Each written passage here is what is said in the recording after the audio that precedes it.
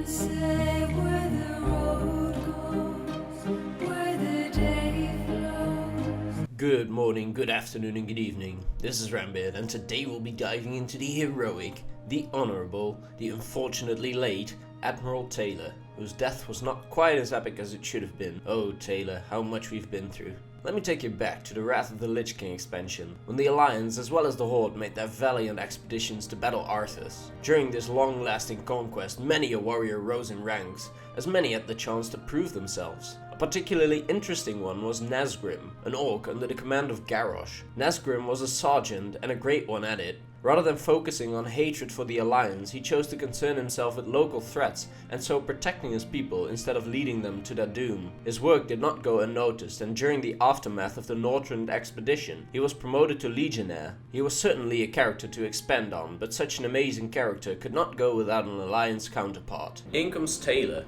Well, he wasn't noticed too much during the Wrath of the Lich King. We first meet him as a captain, and let me tell you how this went down. During our stay in Northrend, the Cataclysm started happening, and a small island arose near Stormwind. Strategically, the island is perfect for the Horde, as they would be able to launch attacks on Stormwind from it. Varian realizes this, however, and he has sent as many Alliance warships to gain control of the island as possible. Meanwhile, we are in contact with Narad, the Earth Speaker, a shaman of the Earthen Ring. He tells us about the bigger problems of the Cataclysm, mainly the Maelstrom.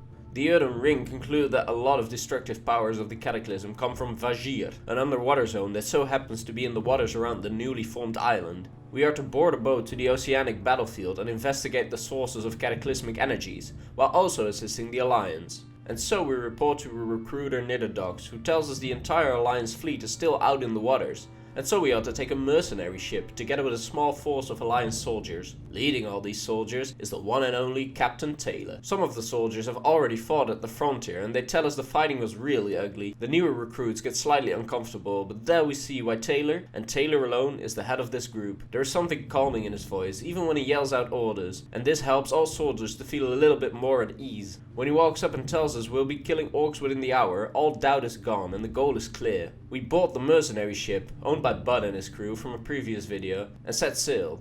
On the ship, Taylor rounds up the men and gives one hell of a speech. Everyone is ready, everything is prepared. And then, the Leviathan that is called Ozymandias appears from the depths, and with a small pounding, sinks the entire ship. Disoriented as we are, and under attack of Naga, we swim for a small boat wreck and get inside, only to find a shaman of the Earthen Ring, no other than Erenok Stonespeaker. Erenok prepares a device for us that would allow us to breathe underwater, and we set out to rescue some Alliance soldiers, as well as killing some Naga. Eventually, we bring all the soldiers, including Captain Taylor, that survived the sinking, to the upside down wreckage called the Briny Cutter. Taylor manages to keep his head clear, and he sends us to get some food and some sunken weaponry. When we have gathered all this, Captain Taylor states that we'll be as ready to face the Naga outside as we'll ever be, and so the battle starts. The group of injured Alliance soldiers, a hero of the Alliance and a shaman, versus the unending army of Naga. We fight valiantly alongside our brethren, but the Naga are just too much for us. We notice that soldiers aren't being killed, but rather dragged away to some unknown place. Eventually, we too are dragged away as we are simply overwhelmed. We lose sight of Taylor and are all alone in the big ocean, until Erenok, together with some other shaman, zaps the Naga that caught us, bringing with it our freedom. From here on out, we work alongside the Earthen Ring and rescue some of the other crew members around the area. Eventually, we come across Private Pollard,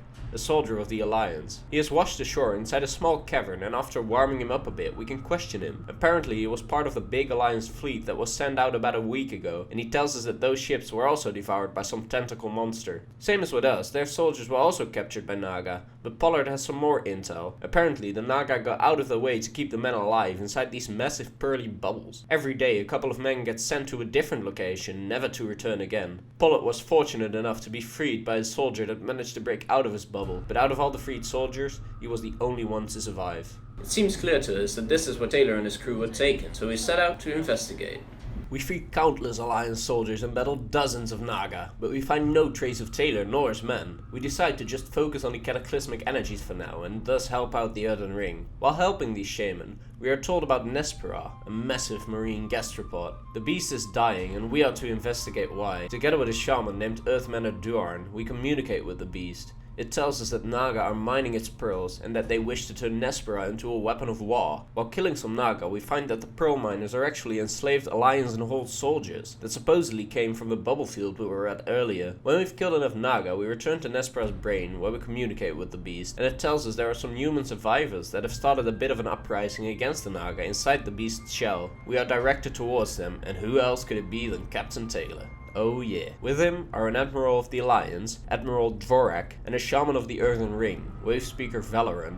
Together with this bunch, we fight the Naga to the bitter end and manage to kill the Naga leader, Overseer Idrakes. It is here where we see that Taylor isn't just some no-brain, full-on loyal Alliance soldier. It becomes apparent to him that the Naga pose a bigger threat than the Horde, and when we come across some Horde members that are also fighting the Naga inside Nespirah, led by no other than Nesgrim, we do not engage in combat.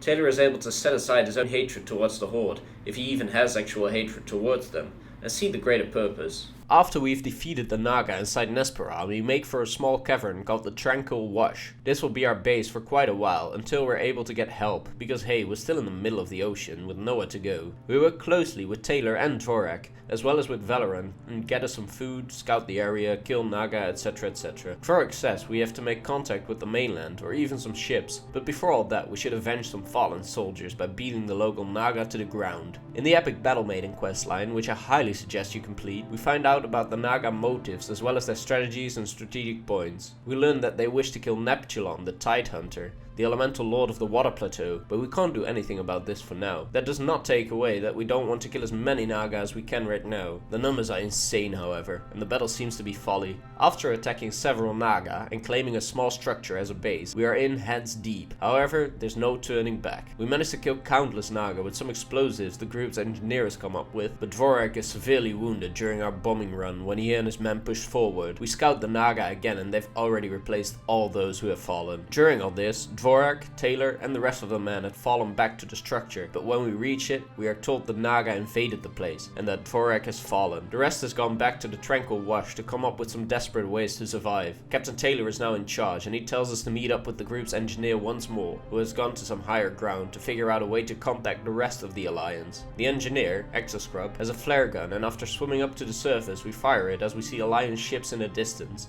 We tell Taylor of this, and everyone swims up to be picked up by the ships.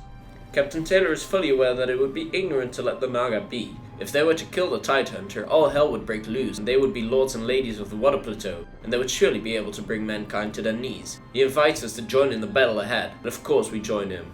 Taylor tells us that they have found Ozuma, the massive leviathan that initially sank the mercenary ship. During the Battle Maiden questline, we learned that Ozuma is under Naga control, so it would be a tremendous blow to them if we were to kill the beast. While Taylor stays on the ship, we are sent to deal with the beast using the Pincher X-2, a no-mate submarine. We manage to locate the leviathan, but we're unable to deal a killing blow as it quickly escapes. For now, we set a base in a small cavern called the Darkbreak Cove. We learn that a battle is raging around the Abyssal Maw, the passage between the realm of water and our world, but we can't join in quite yet.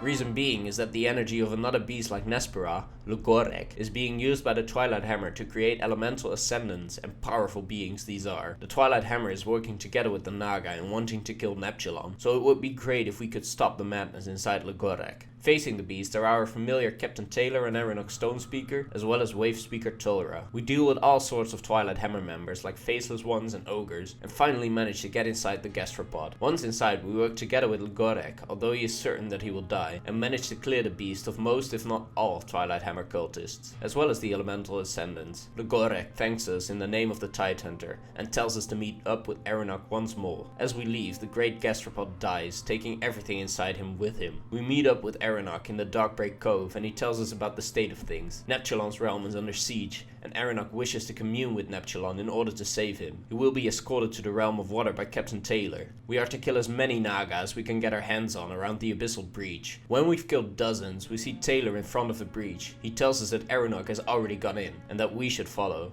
Together with Taylor, we dive into the deep and finally reach the Throne of Tides, seat of the Tidehunter. We are to kill everything that threatens Neptulon inside, and Taylor will cover our back. Apparently, Erinok's body and thoughts have been taken over by a parasitic abomination called Mindbender Gursha. We killed Lady Najar, leader of all Naga and Vash'jir, free Erinok of his mind controller, and aid Neptulon in defeating Ozamat, the ultimate weapon of the Naga. We actually failed to kill Ozamat, and in the final cutscene of the dungeon, we can see that Ozamat abducts Neptulon, taking him into the unknown. The story is never at a conclusion, and I eagerly await to see what will happen with the Great Tide Hunter. The killing of Najar is a heroic feat, however, and with it the Naga are kind of, but not quite defeated. When we tell Taylor about this, he promises us to report our deeds in Vash'jir to the king personally. With this, the Vash'jir story is wrapped up, and Taylor takes a while to rest from all these events. The king acknowledged the amazing leadership of Taylor in Vash'jir. The captain was always able to keep his head cool and managed to see that the horde was not the biggest threat. The fact that he led us into defeating the Naga, sort of, makes it so that no one would deny his supreme leadership. Because of all this, King Varian promotes him to Admiral. There was a lot of speculation on whether or not the orc and the human in the Mr. Pandarian cinematic were Nesgrim and Taylor, but the fact that they don't resemble Nesgrim nor Taylor very well visually makes it so that I certainly do not think that these characters are Nesgrim and Taylor. After the Cataclysm, the Horde and the Alliance are in full-on war, and Taylor is made captain of the ship that carries the King's son, Anduin. During a campaign where all 200 Alliance ships are sailing into battle, the one ship with Anduin and Taylor goes missing. We learn this in the following cinematic. Shipwrecked on an uncharted isle, but the White Pawn is accounted for. Repeat, the White Pawn is safe. Anduin.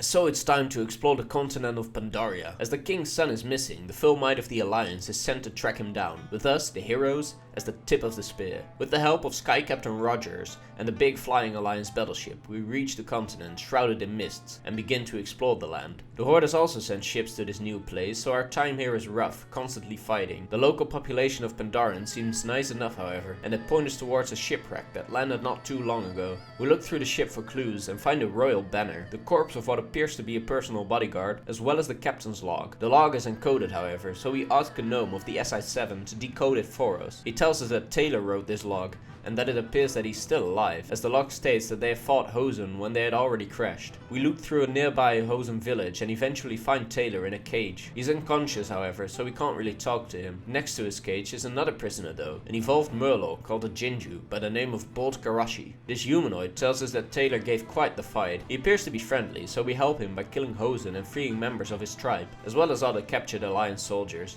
We managed to free Karashi and Taylor after liberating the key from a massive tiger, and were allowed to stay in the nearby Jinju town called Pearlfin Village until Admiral Taylor as well. Some SI-7 members, including the SI-7 commander Rel, join us in the town, and although most Jinju are not fond of strangers, we are still able to make some friends around the town.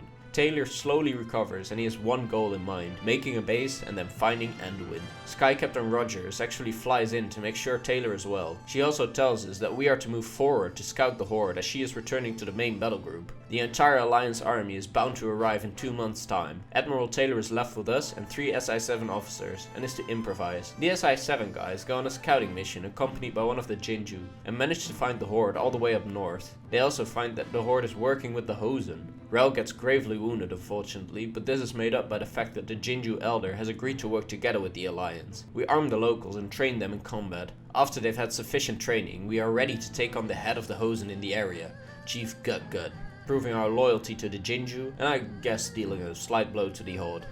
After dealing with Gut, we leave the party and search for other riches, and Taylor and co stay in the Pearlfin village to create an army out of the Jinju. During our ventures, we come across no other than Prince Anduin of Stormwind.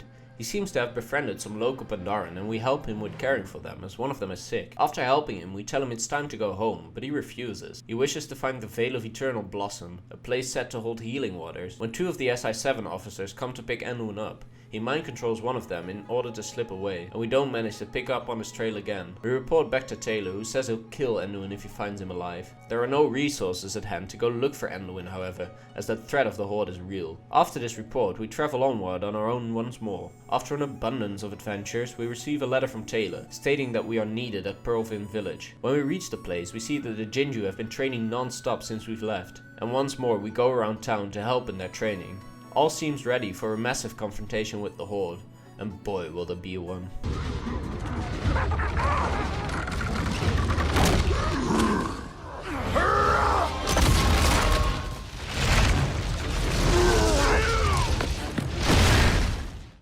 Yes, that was Nespirah once again, apparently leading the horde in Pandaria. And yeah, Taylor is part of the reason that the Jade Serpent statue fell over. I have no idea what he was thinking. We can only hope that he learned from this, not to give in to his now clearly existing hatred towards the horde.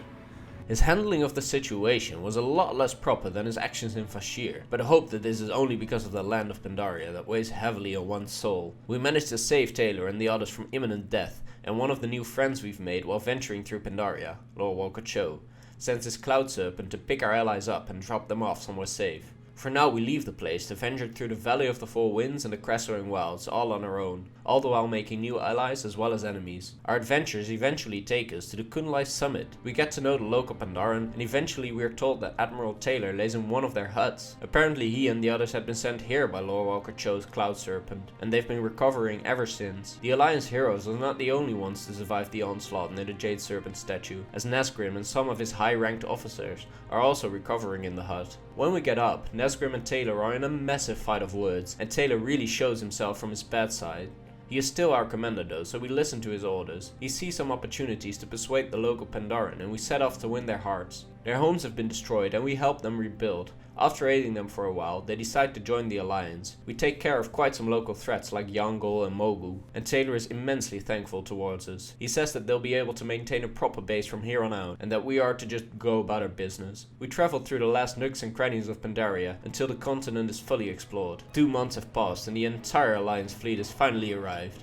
With its arrival, Taylor has been stationed at Lion's Landing, where the fleet is made base, and he becomes a prominent figure in the questline of this camp. It's an amazing questline, but Taylor only hands out the quests without playing a role in any of them himself, so I won't elaborate on the specifics. The story of these quests is amazing though, and one of the best things in Mist of Pandaria according to me, so I highly suggest you do them. Eventually, Garrosh goes mad, and the events of the Siege of Orgrimmar are set into motion. When it's time to besiege the city, Taylor is naturally one of the head figures of the Alliance army in Orgrimmar, but he does not play a big role at all, as all the major Alliance characters are there to steal the show. He fights great though, so maybe we should forgive him for his bad behavior in Pandaria. He also makes an appearance on the Timeless Isle, and he says that there is no room for war at all, so with that, he's definitely forgiven, I guess. We should not overlook the fact that Taylor's counterpart, the now General Nesgrim, meets his end during the Siege of Orgrimmar, as he is one of the bosses, a glorious end to this character, so we can only hope that Taylor eventually meets a just as glorious end. As he does fulfill his role as Admiral, he still climbs the ranks, and alongside us, the heroes, he is the only other Alliance member to get his own garrison on Draenor. This is the reason for his absence during our development in Tanaan Jungle and Shadowmoon Valley, as well as the other Draenor zones. Taylor was supposed to build a garrison in the Spires of Arak, and during our travels we set up our own little base just south of his garrison. As we lack supplies, we are tipped to ask Taylor for some help, and so we make for his garrison. Upon our arrival we see a ghost, none other than the ghost of Brian Finn, Taylor's architect. He seems confused, so you bring him his schematics. By seeing this familiar item, he comes to his senses, but he has no idea what happened. He sends us to his wife inside the garrison's inn, as she might know more. After realizing she's dead, she tells us that some monstrosity killed her and all the others in the inn, and that it's now hiding in the inn's larder. After we've killed it, Brian's wife awaits us at the top of the stairs. She tells us she remembers Sir Edward's screaming orders, and that there was a massive chaos outside. Edward doesn't realize he's dead yet, but he mentions some traitors. Apparently Admiral Taylor and his entourage were betrayed from within. After we complete some tasks for Edward and his female companion, Lady Claudia, they remember what happened. The lady tells us that Taylor found out who was behind the betrayal, and that he went out to the farm. Before we go to the farm, we find Taylor's diary, and in it we read about how the garrison was set up and what events happened to Taylor and his crew after reaching the Spires of Arak. A good read indeed. When we reach the farm, we see Taylor chained to 2 poles. Out of the farm comes the betrayer, some cultist called Ephile, or Ethiel, and we have no idea who he works for. Not the Ironhold, that's for sure. Ethiel combines the corpses of the people we previously helped with Taylor's corpse to create a bony monstrosity called Soulsight. We manage to beat the creature, and after we've done so, we take down Ephile to end the madness. Although Taylor's body is destroyed, his soul is still present, and we talk to him. He gets nostalgic as he refers to our times in Vashj'ir, the Jade Forest, and Lion's Landing, and says he's honored to die by our side. The rewards for the completion of these quests are several unique weapons once owned by Taylor, and each and every one of them has a nice note attached to it, so he may ever remember the Admiral. With this, Taylor's story comes to an end. Or does it? We think it does. and we go back to our little outpost in the spires, where a statue of Taylor has been created to remember him. But who awaits us next to the statue? Oh yes, it's Admiral Taylor, or a spirit at least. He says that we are the best chance the Alliance has of taking down the Iron Horde, and as he is not ready to depart to the spirit world, he wants to fight by our side, and he becomes a Garrison follower, from commander to follower. Oh well, at least he's still taking names. As our beloved Admiral is dead, I do not think we'll see him again in Legion, and thus I'd like to point out that he met a way sadder end than his counterpart Nazgrim. Instead of dying in glorious battle, he was betrayed from within. Such a shame. But we will always remember Taylor, and his story has come to an end. Thank you so much for watching this slightly longer video. I do hope you enjoyed it, and I hope to see you again soon. Have a great day. Goodbye.